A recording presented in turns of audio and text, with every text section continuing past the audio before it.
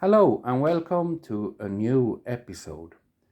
This is the second time in a row I have a Swedish artist in the episodes. Last time it was Lil Bubs. Today it's Paul Rein and the album Communicate, released 1986. And I want to tell you, this is I think, the ninth attempt, and I have spent soon 1 hour to try to make this episode.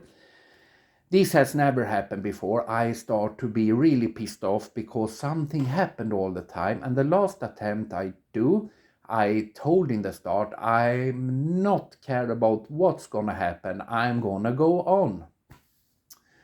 And guess what's happened? I don't know why, but the camera be totally black and it disappears. And it happened when I nearly are finished every single time. Hopefully I make it this time. I do everything for you that watching this. Be sure about that. But this Paul Rein, this is his first album, and it's a fold out album. And you notice here, I have laying down on my knees for at least 45 minutes to try doing this.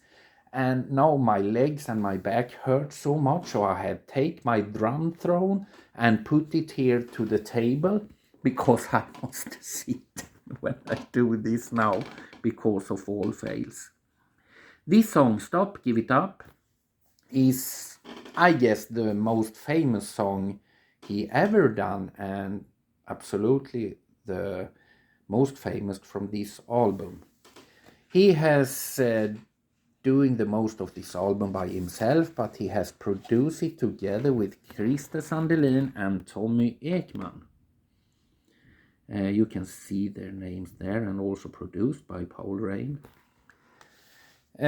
For me, that song Stop, Give It Up is the best. This is not my type of music. This is synth pop. And every time I hear an album with that type of music, if I'm lucky, I could find one, maybe two songs and think, okay, but not more. But if you are into synth pop, this album should be fantastic. I'm sure about that. We take next one here. That's a famous band, Dr. Hook, and they was formed in New Jersey. I think it was around 1967, 1968. And from the start, they called themselves Dr. Hook and the Medicine Show. But 1975, they shortened down the name to just Dr. Hook. This album, a little bit more, was released 1976. And I'm no expert, so I can't describe just how what music style or so, but for me this album is some kind of soft rock and some kind of country in it, but for sure it's really great music, and this band have a lot of hits for sure. And we have this man here, Ray Sawyer. Hope I say his last name right. Some photos here reminds me about Lemmy in Motorhead. I have always believed he was Dr. Hook. And when I read about it, I'm in good company because most of the people believed he was Dr. Hook. 1967 in Oregon, he was in a car crash and damaged his right eye. That's why he had this eye patch.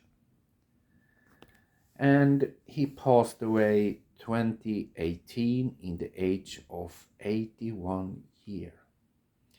I have put out the song Only 16 in my description, and that's the official video. And really great, it's really 70s, fantastic. I wish I had been, 20 years around 76, because this was a great time.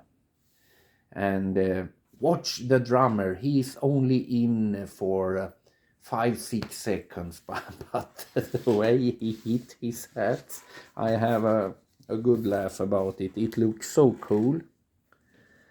Last album for today, of course, it's metal. I'm a metal guy, so no episode without metal. This is the second time Iron Maiden visit the episodes, and this time it's the album Power Slave. And this was released 1984. For me, this album is really personal and have some great memories, a little sentimental. Because I get this as a Christmas gift from my missus' parents, and they have both passed away some years ago. 1983, in December, they ended up their Peace of Mind tour. They go for 3 weeks Christmas holiday, and then they go together to the English island Jersey. They be there for 6 weeks and write songs and practice for this album. Then they go to Bahamas and record it. Iron Maiden is the band with always the most great album covers, for sure. And it's Derek Riggs that has made this. And when I read about it, I haven't no clue about this until today. We should look closer.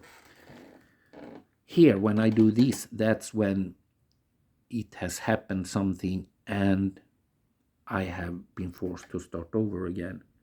But look here, you have Mickey Mouse there. Here, it's standing Indiana Jones was here 1941. And here you have a little guy and it's standing what? No Guinness.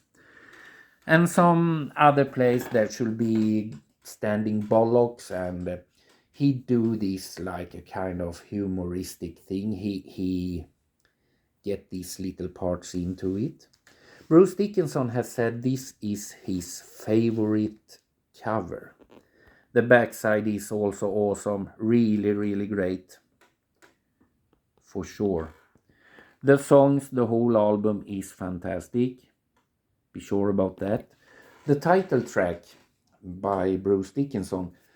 Steve Harris said Bruce came up with 2-3 different song ideas, and Harris told him put it together to one song. And Bruce do that, and the result be Power Slave.